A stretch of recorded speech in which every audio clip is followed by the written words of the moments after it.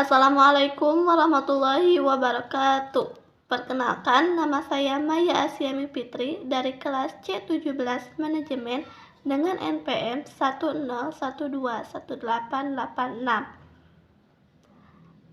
pada mata kuliah Pendidikan Agama 5 untuk memenuhi tugas evaluasi semester.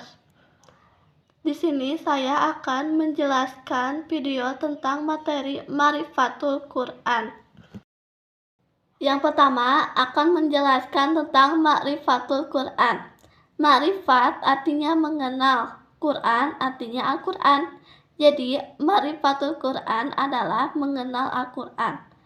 Definisi Al-Quran: di dalam Al-Quran terdiri dari 114 surah, 6.666 ayat, dan 30 juz. Menurut bahasa, Al-Quran berarti bacaan, sedangkan menurut istilah, Al-Quran berarti kalam Allah. Kalam Allah yang merupakan mukjizat yang diturunkan kepada qalbu Nabi Muhammad SAW yang disampaikan secara mutawatir dan membacanya adalah ibadah. Al-Quran merupakan wahyu Allah yang pertama yang diturunkan kepada Nabi Muhammad SAW melalui perantaranya yaitu malaikat Jibril. Selanjutnya ada Asmaul Quran. Asmaul yang berarti nama-nama, sedangkan Quran berarti Al-Quran. Jadi Asmaul Quran itu nama-nama dalam Al-Quran. Ada 11 nama-nama dalam Al-Quran.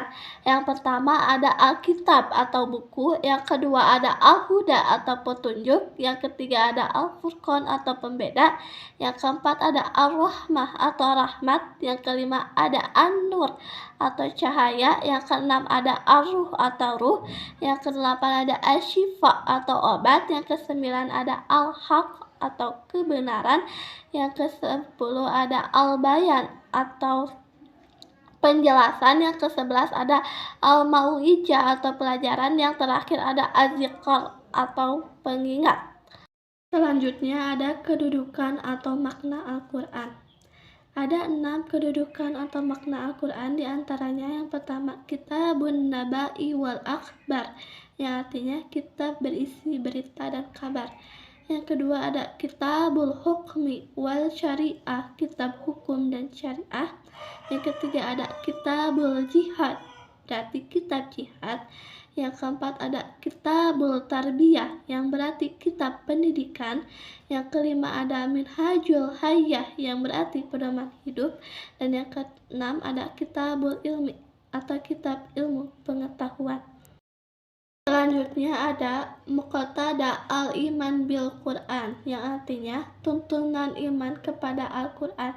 Ada 6 tuntunan iman kepada Al-Quran. Yang pertama, belajar dan mengajarkan serta membacanya. Yang kedua, melaksanakan.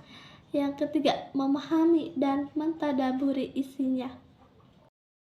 Pemahaman Al-Quran. Ada 6 pemahaman Al-Quran, diantaranya yang pertama pedoman moral, yang kedua petunjuk hidup, yang ketiga panduan keputusan, yang keempat kesejahteraan psikografi, yang kelima hubungan sosial, dan yang keenam tujuan hidup.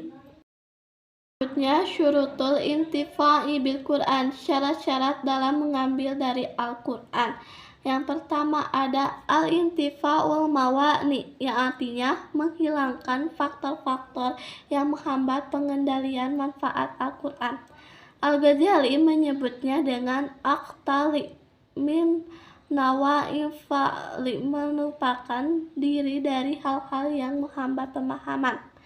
Banyak orang yang tidak mampu memahami Al-Quran karena berbagai sebab dan tabir yang sengaja dipasang setan di atas hati mereka, sehingga mereka tidak bisa melihat rahasia-rahasianya. At-ta'addubu ma'ahu, yang artinya beradab terhadapnya. Di antara bentuk beradab terhadapnya yaitu yang pertama husnun niyah, niat yang baik. Hendaklah interaksi dengan Al-Quran dilandasi dengan niat yang ikhlas mengharapkan ridho Allah Ta'ala, bukan berniat mencari dunia atau mencari pujian manusia, karena Allah Ta'ala tidak akan menerima bahkan murka terhadap amal yang dilandasi riya. Yang kedua ada thaharatul qalbi wal jasadi, membersihkan hati dan jasad. Sebelum berinteraksi dengan Al-Quran, kita hendaknya bersungguh-sungguh membersihkan hati. Selain dengan husnul niyah, hati pun harus dibersihkan dari kotoran-kotoran yang menempel padanya. Di antaranya adalah kesombongan, yakni merasa dirinya hebat sehingga menolak kebenaran dan meremehkan orang lain.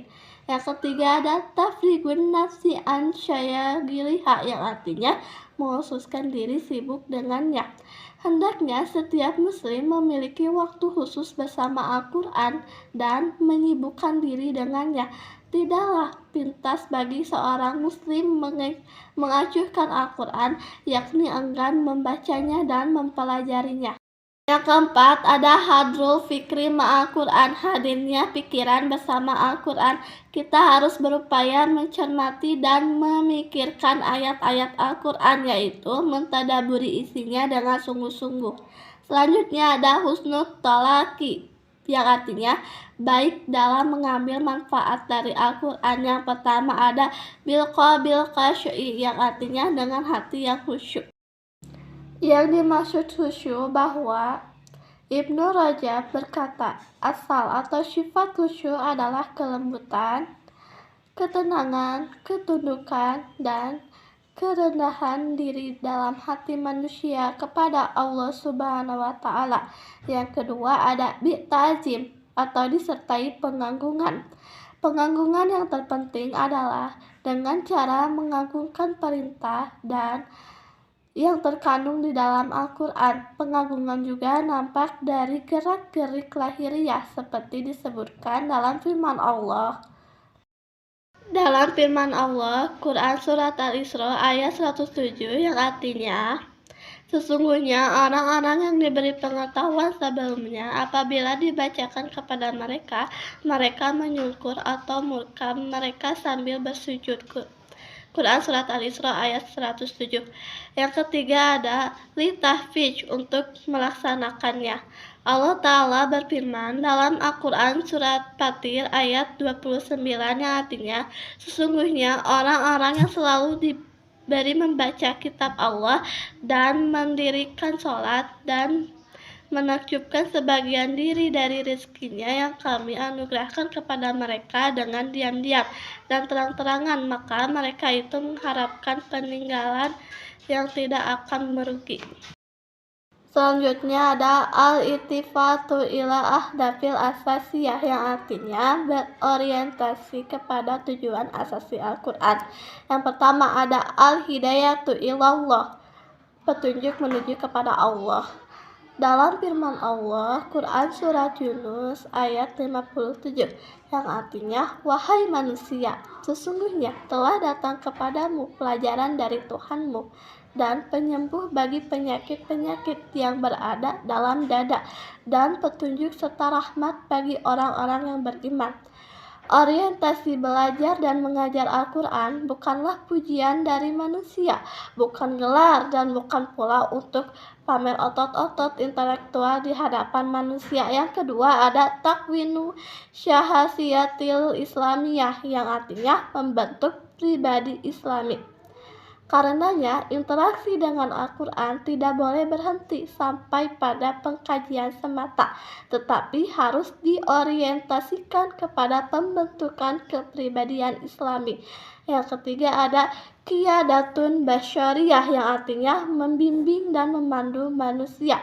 Al-Quran harus kita hadirkan dalam kehidupan kita tegakkan dalam seluruh aspeknya dan menjadikannya satu-satunya petunjuk serta panduan manusia. Oleh karena itu, saat berinteraksi dengan Al-Quran, orientasikanlah agar ia bisa hadir sebagai panduan dalam keseharian kita, keluarga kita, tetangga kita, dan masyarakat kita. Yang keempat, yang terakhir ada takwinu Mujtama'il Islami yang artinya membentuk masyarakat Islam, yaitu masyarakat dakwah yang menegakkan nilai-nilai iman.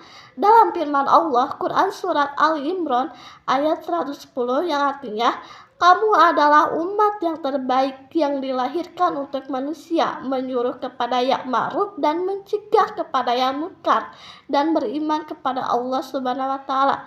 Dari uraian di atas dapat kita simpulkan, berinteraksi dengan Al-Quran bukanlah hanya sekedar membaca, memahami, menghafal, dan mengamalkannya secara pribadi, namun harus pula diarahkan agar ia membumi. Sekian penjelasan video materi dari saya tentang Ma'rifatul Quran. Mohon maaf apabila ada kesalahan dan kekurangannya. Wabillahi taufiq wal hidayah. Wassalamualaikum warahmatullahi wabarakatuh.